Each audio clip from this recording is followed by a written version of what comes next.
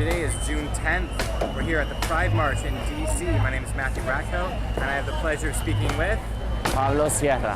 Hi. Just can you confirm that you consent to this interview? Yes. Yes. Awesome. Can you tell me your age and if you label your sexual and/or gender identity? I'm a gay man, 24, And where are you from? San Juan, Puerto Rico. Oh, fantastic. So why are you participating here tonight? Literally because of the literal word of pride. Means just owning your truth, feeling comfortable in your own skin, and I'm not saying it's something easy. It's very difficult to get to that point, and I'm still in that journey.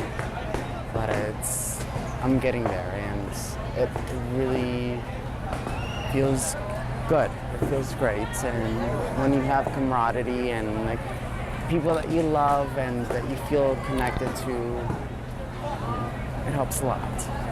How long have you openly identified as gay, if you do? It's a little bit, to my parents, a little less than a year. To my friends, my college friends, like 2.5 years, maybe, probably a little bit more. But once I came to DC, it really made like a difference. I mean, I went to college in a small town, so it was a little bit more difficult to say it out loud. And even though like people are very welcoming of it, because I went to school in a very liberal state, or I don't want to say liberal, but in a state that it was very welcoming, and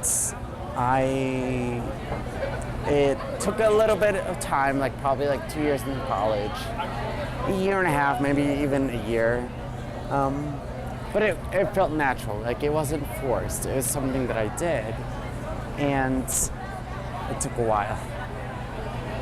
How do you think you've changed since you came out? It's still a progress. It's in a way it's still a battle. Like you're still figuring out yourself, and you're still trying to fit in with society. And it's not the easiest thing, but you want to. You want to be a productive member of society. You want to be.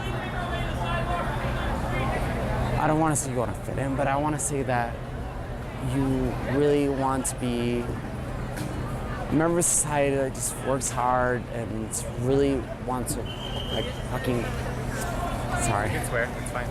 Wants to work for people. Yeah. And that can get a little bit frustrating at times. But the fight keeps on, and you just can't keep up. You just can't give up. So what do you think about the intersection of pride movements like this with other social justice movements? So I was just talking to my friends, and I was just telling them how impressive and uplifting it was to see how the LGBT movement has grown.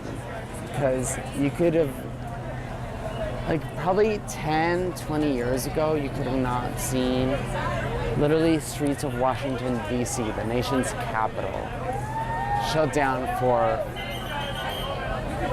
rights that are intrinsically human. I come from a very conservative household, and I'm very cautious, and I try to be at least. And in my beliefs, it takes time. And I think the LGBT movement has made such a great stride and really has touched the hearts of the most conservative minds you ever expect. And I mean, this is coming from a person that's very liberal and strongly believes that consensus and